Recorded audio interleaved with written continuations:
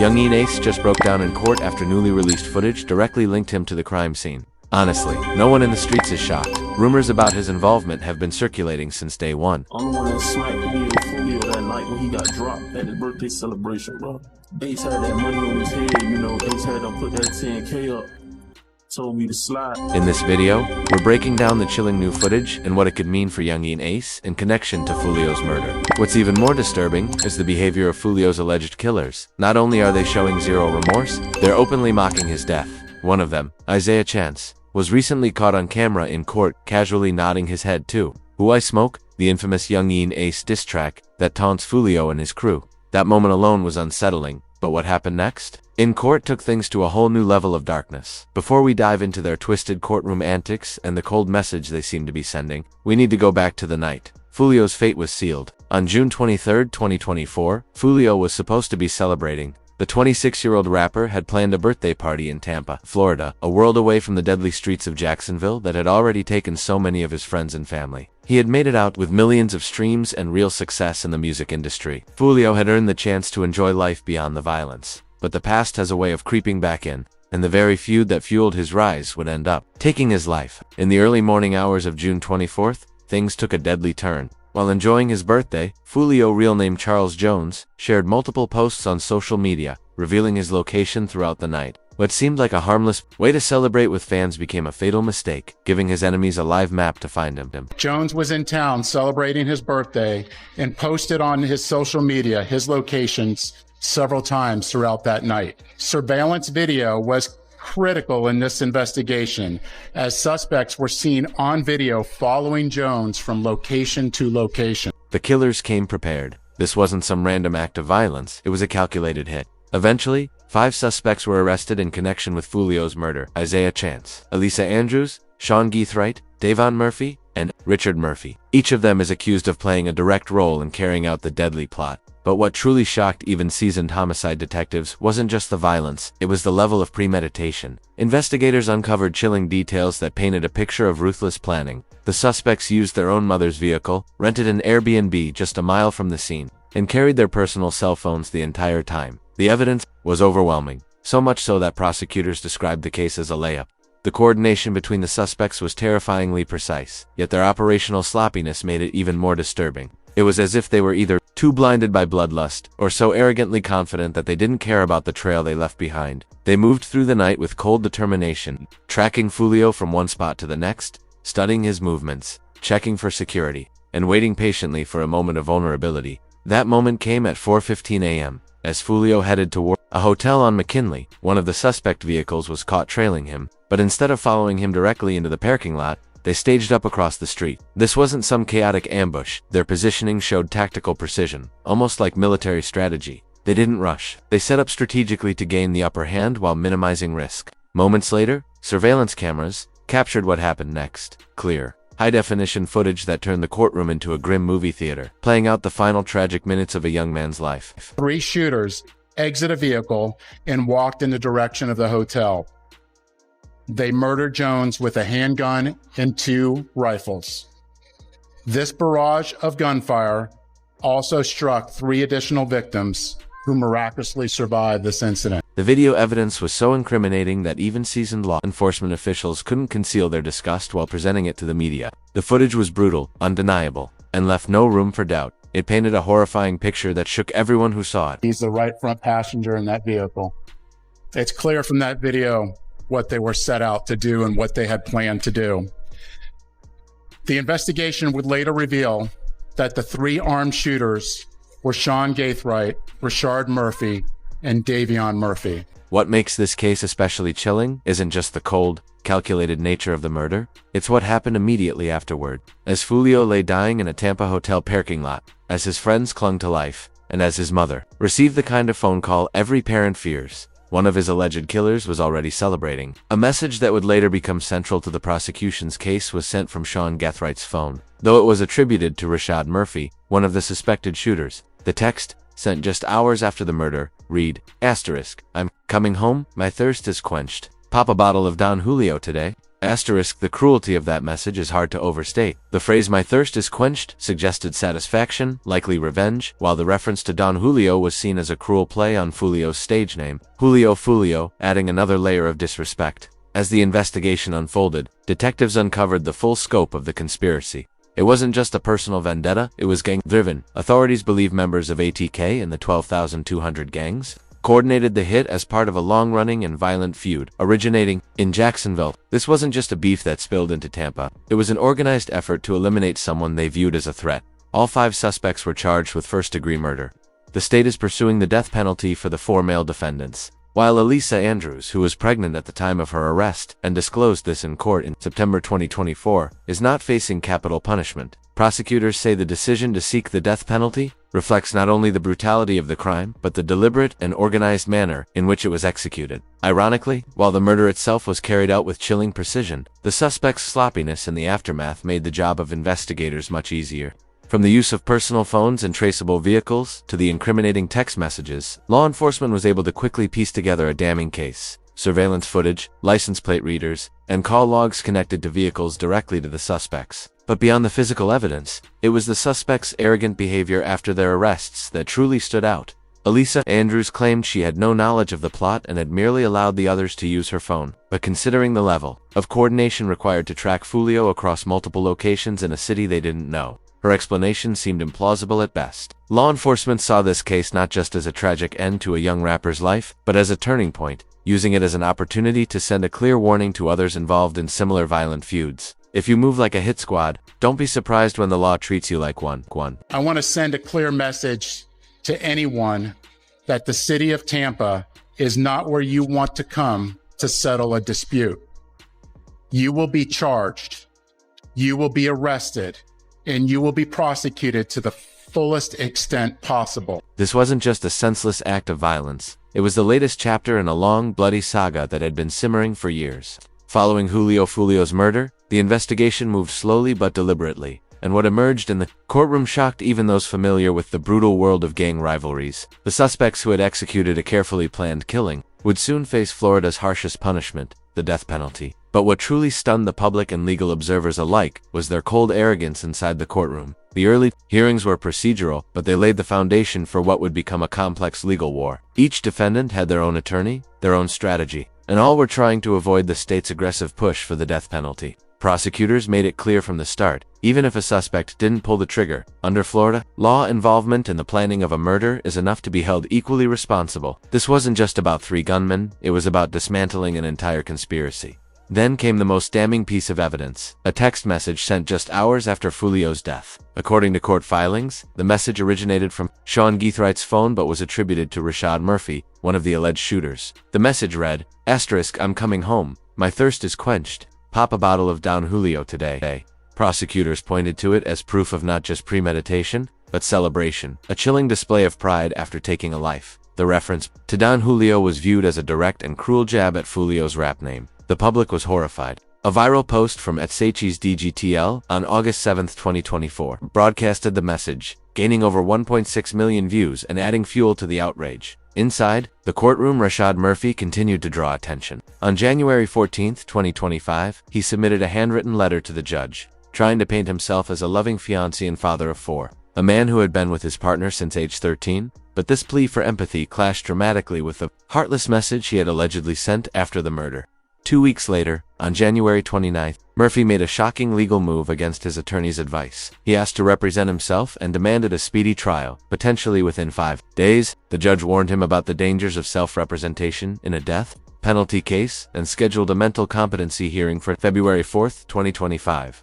Whether this was a legal strategy or another reckless act remains unclear. Prosecutors, armed with overwhelming evidence, pressed forward despite the complications of trying multiple defendants with different roles. Bond hearings became key battlegrounds.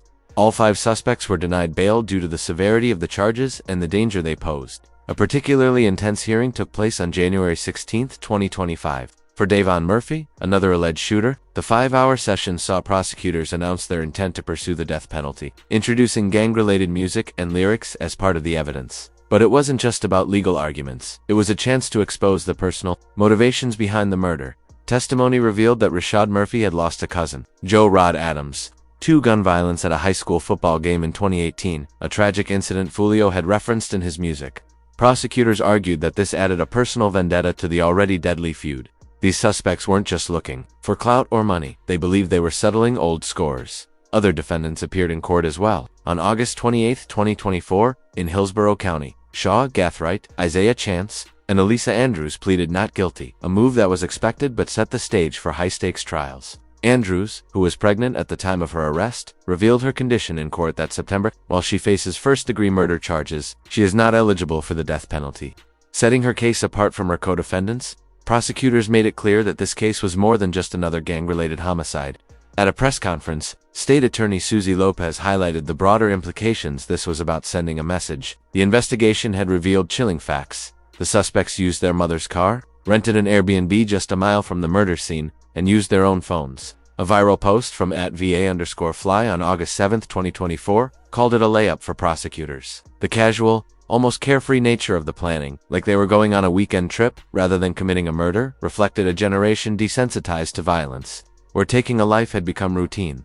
The prosecution's confidence was evident from bold public statements to the aggressive pursuit of the death penalty. Whether they secure convictions remains to be seen, but the evidence so far has painted a grim picture of calculated violence and zero remorse. Amid all this, one name keeps resurfacing: Yungeen Ace. His long-standing feud with Foolio has fueled Jacksonville's deadly drill scene for years. With Foolio murdered on his 26th birthday, speculation has intensified. Fans and critics alike are questioning whether Ace played a deeper role. His cryptic lyrics, vague social media posts, and silence have only deepened suspicions. Then came the viral video that sent shockwaves online: a masked man in an orange beanie, face concealed, claiming he was the one who smacked Fio. On his birthday, the man claimed he carried out the hit on orders from Yungeen Ace, even saying he was paid $10,000 to do it. While the identity and credibility of the man remain undefined, the clip exploded across social media, reigniting conversations and conspiracy theories that Foolio's murder may not have been just a gang hit. It may have been a hit ordered by one of his biggest rivals. I love, bro. On the dead homies, bro, I put it on everything, on my soul, on my kids. I'm the one that smacked Julio Foolio that night when he got dropped at his birthday celebration, bro. This so-called confession, whether real or simply a stunt to stir controversy, has only deepened suspicion surrounding Yungeen Ace. The masked man in the video showed no remorse, framing the killing as nothing more than a business deal. Asterisk, it is what it is, bro. They don't care about that money. Anybody can get it. Fio had it coming, asterisk, he said. His apparent loyalty to Ace's ATK crew, referring to them as Ace's top killers, gave his words a chilling weight and suggested a deeply rooted motive tied to the violent, long-standing feud between ATK and Foolio's KTA gang. Despite the bombshell claims, law enforcement has neither confirmed the video's authenticity nor moved to apprehend the masked man. This inaction has frustrated many, with some speculating that Yungeen Ace's fame and financial power may be shielding him from scrutiny. Though unverified, the video sparked a social media firestorm, casting serious doubt on Ace's public denials and reigniting conspiracy theories about his possible involvement. Fueling the controversy even further was Ace's behavior following Foolio's death. Mere hours after the killing, he dropped a track titled ** Do It*, which fans widely interpreted as an indirect claim of responsibility. The timing, coupled with the song's threatening lyrics, came off to many as a bold and disrespectful taunt aimed at Foolio. The track includes lines like *7 days a week, we run this, we spinning any day this week, I better come up missing, better stay on point, I wet, he better not be out here slipping *, all of which seemed to hint at a non-stop hunt where one mistake could cost someone their life. Ace repeatedly targets an unnamed rival in the song Someone Trying and Dying, which many listeners took as a not-so-subtle reference to but perhaps the most provocative moment came in the music video, where Ace was seen holding a bottle of Don Julio tequila, a symbolic jab at Foolio's rap name, Julio Foolio. That image ignited outrage online. One YouTube commenter called it diabolical, while another wrote, claiming bodies has to be the dumbest flex in history. The blatant imagery, combined with Ace's initial silence, only intensified public suspicion, while Ace's supporters insisted the track and its release were coincidental. Others argued it was a calculated move, a way to flex without directly incriminating himself. Eventually, under growing public pressure, Yungeen Ace broke his silence. He addressed the situation on Instagram Live, firmly denying any involvement in Foolio's murder. Ace acknowledged their bitter rivalry but claimed the two had recently made peace, attempting to distance himself from the violence that followed. Still dying, cuz. That's sad, twin. I ain't gonna lie, bro. Y'all boys in the street, y'all didn't leave the streets alone, twin. All condone is Yungeen Ace claimed that before Foolio's murder, the two had actually been on friendly terms. In an emotional Instagram live, he even said he'd offered Foolio advice to steer clear of the street conflicts that had long defined their rivalry. "It's so funny, 'cause we were cool," Ace told viewers. *, I was just talking to him, and I was like, bro, you got to stay out the way. You know we love you out here. I F with you. For real. This sudden claim of reconciliation raised eyebrows. Many questioned Ace's credibility, especially given the stark contrast between his compassionate words and the violent tone of his diss track Do It. Released shortly after Foolio's death. Fans and critics alike pointed out the inconsistency. To them, Ace's denial and claim of friendship seemed like a calculated move, a way to distance himself from the murder while still benefiting from the publicity surrounding their feud. To understand why Ace's words are being met with skepticism, it's important to look at the long, violent history between him and Foolio. These weren't just two rival rappers, they were the public faces of opposing gangs in Jacksonville's rap scene. ATK, Ace's crew, and KTA Kill Them All, associated with Foolio, and their feud played out both in the streets and online, with each side using music as a weapon. Diss tracks weren't just lyrical jabs, they were personal, often referencing dead friends and real-world violence. Things escalated dramatically in 2018 when Ace released Who I Smoke, a viral diss that mocked several of Foolio's deceased associates by name. Foolio hit back with When I See You, a haunting track that sampled news coverage of the murder of Ace's brother. Both tracks gained millions of views, with fans choosing sides and tensions rising on both ends. What began as a lyrical battle quickly turned deadly. The rivalry between ATK and KTA led to real-life violence, multiple shootings, public threats, and a growing list of victims. For many, Foolio's death was seen as a tragic but foreseeable outcome of a feud that had spiraled out of control. But if Ace truly played a role in orchestrating it, it would mark a chilling escalation from words to premeditated murder. Law enforcement had been keeping a close watch on both crews for years. The Jacksonville Sheriff's Office, JSO, has repeatedly tied ATK and KTA to the wave of gun violence plaguing the city. After Foolio's death, JSO held a press conference to address rising concerns about possible retaliation. Sheriff TK Waters didn't hold back. "Young people think this is a game," he said. They treat it like it's a video game. It's not. This is real life. He reminded the public that Foolio was more than just a rapper. He was someone's son, brother, and friend. Waters expressed frustration over how social media has glamorized gang violence, turning deadly conflicts into viral entertainment. He made it clear that both ATK and KTA were under close surveillance, and warned that any further retaliation would be met with swift legal consequences. Ace has long been known in Jacksonville. We are consistently monitoring those groups. We have people that are always watching them. Sheriff Waters' remarks made it clear that law enforcement was fully aware of the gang affiliations of both Foolio and Yungeen Ace, and that they weren't treating Foolio's murder as just another street killing. However, despite mounting public pressure and widespread speculation, there's been no concrete evidence released that directly links Ace to the crime. Still, that hasn't stopped the court of public opinion from dissecting every lyric, social media post, and move Ace has made since Foolio's death. For some, Ace's calculated silence, aggressive lyrics, and conveniently timed denials paint the picture of a man exploiting real-life violence for clout, a villain profiting off tragedy. For others, he's a gifted artist, trapped in the toxic cycle of gang culture, where survival alone is an accomplishment. Regardless of which side people fall on, one thing is clear: the perception of Ace's involvement, whether true or not, could have lasting consequences for his career and public image. The shadow of Foolio's murder continues to follow Ace, raising uncomfortable questions about accountability, loyalty, and the cost of fame in a world where rap beefs too often end in bloodshed. For more stories like this, click the video on your screen now.